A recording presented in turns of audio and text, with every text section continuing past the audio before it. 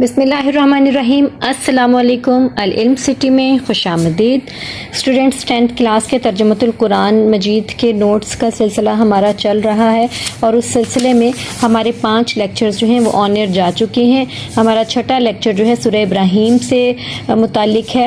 آج ہم اس پہ تفصیلی بات کریں گے، مختصر سوالات کے متعلق، معروضی کے متعلق اور تفصیلی سوال کے متعلق۔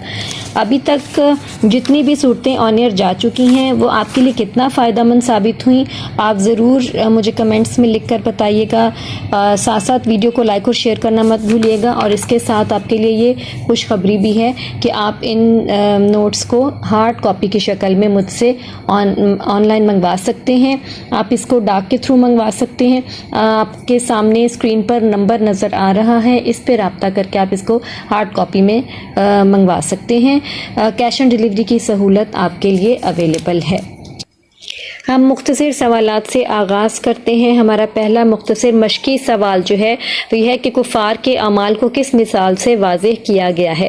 سورہ ابراہیم میں مشرکین کے اعمال کے حوالے سے ارشاد فرمایا گیا ہے کہ اللہ تعالیٰ اور آخرت پہ ایمان نہ ہونے اور رسول اللہ صلی اللہ علیہ وآلہ وسلم کی اتباع نہ کرنے کی وجہ سے ان کے اعمال برباد ہو جائیں گے، اور ان کی مثال اس راکھ کی طرح ہے جسے تیز آندھی اڑا لے جائے۔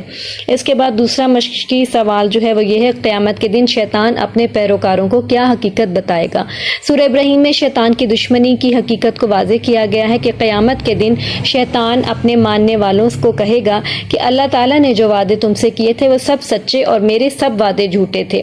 میں نے تو تمہیں بہلانے پھسلانے کی دعوت دی اور تم نے فوراً قبول کر لی، لہٰذا اب مجھے ملامت نہ کرو، خود اپنے آپ کو ملامت کرو۔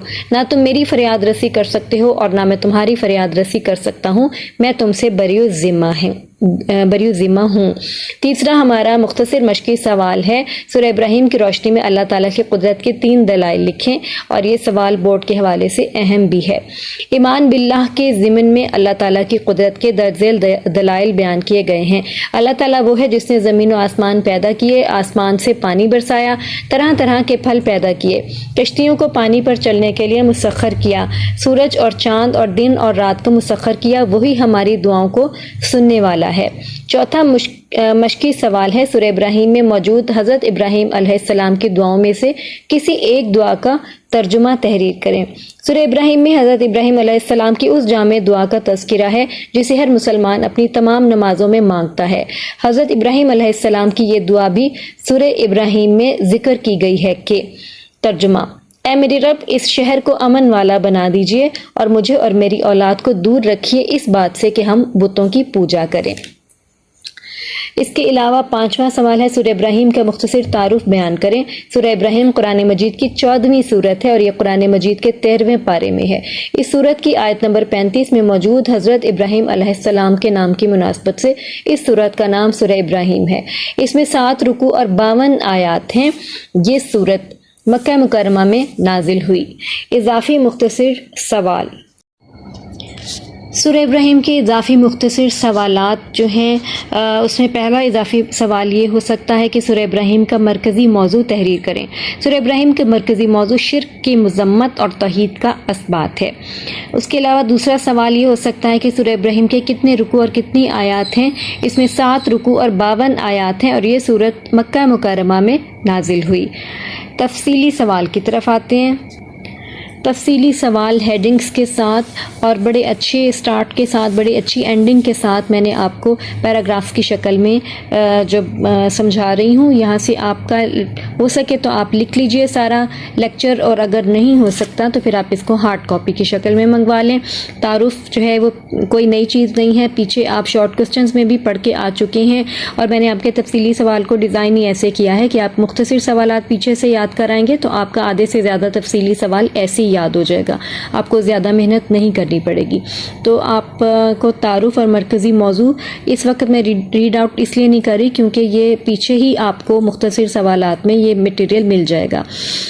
اس کے علاوہ بنیادی مضامین آپ نے کرنے ہیں۔ یہاں آپ کے یہ سوال آپ کو ذہن میں آ سکتا ہے کہ ہم تعارف اور مرکزی موضوع کیوں کریں، بنیادی مضامین پوچھیں تو وہی کیوں نہ کریں۔ بنیادی مضامین بے شک پوچھے گئے ہیں، لیکن سوال کو کیونکہ 10 نمبر کا سوال ہے تو باقی اسٹوڈنٹ سے ذرا ہٹ کر اچھے طریقے سے پریزنٹیشن کے ساتھ اور ہیڈنگز کے ساتھ کرنا ضروری ہے. ضروری ہوتا ہے کہ ہر تفصیلی سوال کو انٹروڈکشن دینا اور اینڈنگ یعنی کنکلوژن، اچھا سا کنکلوژن کرنا ضروری ہوتا ہے. اس سے تفصیلی سوال پہ بہت اچھا امپیکٹ پڑتا ہے.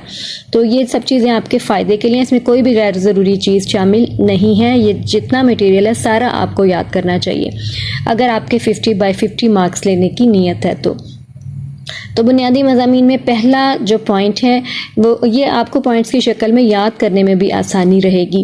پہلا پوائنٹ ہے قرآن مجید کی عظمت. سورہ ابراہیم کے آغاز میں قرآن مجید کی عظمت و شان بیان کرتے ہوئے ارشاد فرمایا گیا ہے کہ یہ کتاب کسی انسان کی کوششوں کا نتیجہ نہیں بلکہ اللہ تعالیٰ کی طرف سے نازل کردہ ہے، جس کا مقصد انسانوں کو کفر و شرک کی تاریکیوں سے نکال کر توحید و رسالت کے نور اور روشنی کی طرف لانا ہے. دوسرا ہمارا پوائنٹ ہے عروج و زوال کے احوال. اس صورت میں سابقہ امتوں کے عروج و زوال کے احوال و واقعات بیان کیے گئے ہیں جس میں اللہ تعالیٰ کی قدرت کی نشانیاں ہیں. اس ضمن میں حضرت موسیٰ علیہ السلام اور حضرت نوح علیہ السلام کی اقوام اور قوم عاد و ثمود کا تذکرہ کیا گیا ہے. تمام انبیاء کرام علیہ السلام نے توحید اور آخرت پر ایمان لانے، توبہ اور توکل کی دعوت دی، لیکن ان اقوام نے انہیں اپنے جیسا انسان ہونے کا طعنہ دے کر ان کی دعوت کو ٹھکرا دیا اور شہر سے نکال دینے کی دھمکیاں دی. اس صورت میں انبیاء کرام علیہ السلام کی دعوت نہ ماننے پر جہنم کی آگ، مائع صدید یعنی کھولتا ہوا پانی پلانے کی وعید سنائی گئی ہے جو ان کے حلق سے مشکل سے گزرے گا اور موت کی تکلیف طاری ہونے کے باوجود وہ مر نہ پائیں گے. تیسرا ہمارا پوائنٹ ہے مشرکین کے اعمال. سورہ ابراہیم میں مشرکین کے اعمال کے حوالے سے ارشاد فرمایا گیا ہے کہ اللہ تعالیٰ اور آخرت پر ایمان نہ ہونے اور رسول اللہ کی اتباع نہ کرنے کی وجہ سے ان کے اعمال برباد ہو جائیں گے. ان کی مثال اس راکھ جیسی ہے جسے تیز آندھی اڑا لے جائے. شیطان کی دشمنی چوتھا پوائنٹ ہے. سورہ ابراہیم میں شیطان کی دشمنی کی حقیقت کو واضح کیا گیا ہے. قیامت کے دن شیطان اپنے ماننے والوں کو کہے گا کہ اللہ تعالیٰ نے جو وعدے تم سے کیے تھے وہ سب سچے اور میرے سب وعدے جھوٹے تھے. میں نے تو تمہیں بہلانے پھسلانے کی دعوت دی اور تم نے فوراً قبول کر لی، لہٰذا اب مجھے ملامت نہ کرو، خود اپنے آپ کو ملامت کرو. یہ وہی سارا پوائنٹ ہے جو پیچھے آپ شارٹ کوسچن میں پڑھ کے آ چکے ہیں. پانچواں پوائنٹ ہے ایمان اور کفر کی مثال. سورہ ابراہیم میں ایمان اور کفر کو 2 مثالوں سے واضح کیا گیا ہے. کلمہ طیبہ یعنی توحید و رسالت کے اقرار کی مثال اچھے درخت سے دی گئی ہے جو ہر وقت پھل دیتا ہے، پھلتا پھولتا ہے، اور کلمہ خبیثہ یعنی حق کے انکار کی مثال بیکار جڑی بوٹیوں کی سی ہے.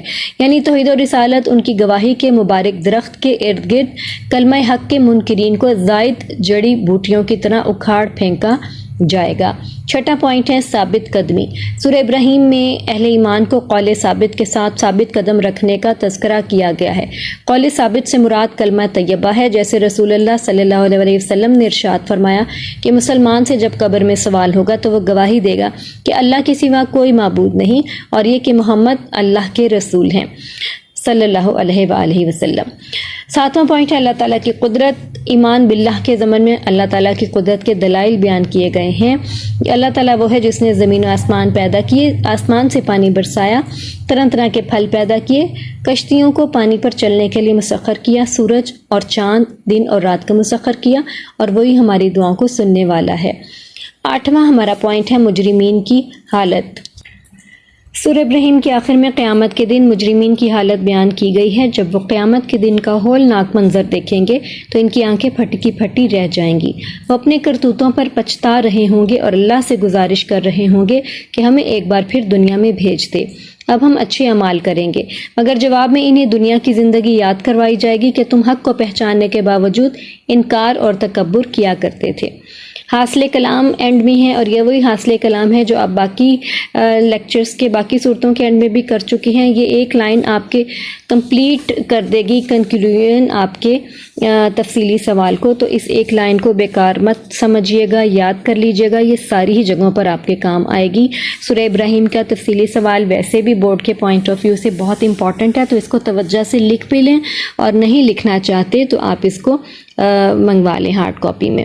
اب معروضی سوالات جو ہیں مشقی سوالات. سورہ ابراہیم میں انبیاء کرام علیہ السلام کی دعوت ٹھکرانے پر کون سا پانی پلانے کی وعید سنائی گئی ہے؟ مائع صدید. الف آپشن اس کی کریکٹ ہے۔ اللہ تعالیٰ کی نعمتوں کی ناقدری کرنے والے شخص کو کیا کہا گیا ہے؟ بے انصاف اور ناشکرا، الف ہی پوائنٹ اس کا بھی ہے کریکٹ۔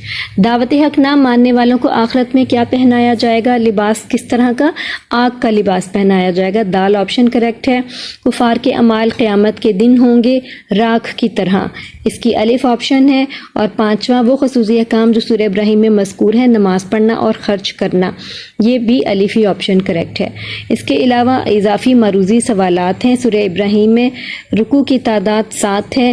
یہ سورہ ابراہیم کس پارے میں ہے؟ 13ویں پارے میں ہے۔ اس میں آیات کتنی ہیں؟ 52 آیات ہیں، اور سورہ ابراہیم ترتیب کے لحاظ سے کس نمبر پر ہے؟ 14 نمبر پر ہے۔ تو یہ جو تھیں کوئی اس میں نئی چیز نہیں ہے، یہ آپ مختصر سوالات میں اور تفصیلی سوال میں یہ ساری معلومات پڑھ چکے ہیں۔ اس اضافی معروضی کے طور پر یاد کر لیں گے تو آپ کا فائدہ ہے، کیونکہ اضافی معروضی سوالات بھی اندر سے پوچھے جا سکتے ہیں۔ ویڈیو آپ کو کیسی لگی؟ لیکچر آپ کے لیے کتنا ہیلپ فل رہا؟ کمنٹس میں بتانا مت بھولیے گا، ویڈیو لائک اور شیئر کرنا بھی مت بھولیے گا، اور اگر ابھی تک سبسکرائب نہیں کیا تو آپ چینل کو سبسکرائب ضرور کیجیے گا، اور آپ اس کو ہارڈ کاپی کی شکل میں بھی رابطہ کر کے منگوا سکتے ہیں۔ اپنا بہت خیال رکھیے گا، ملتے ہیں نیکسٹ ویڈیو میں۔ اللہ حافظ۔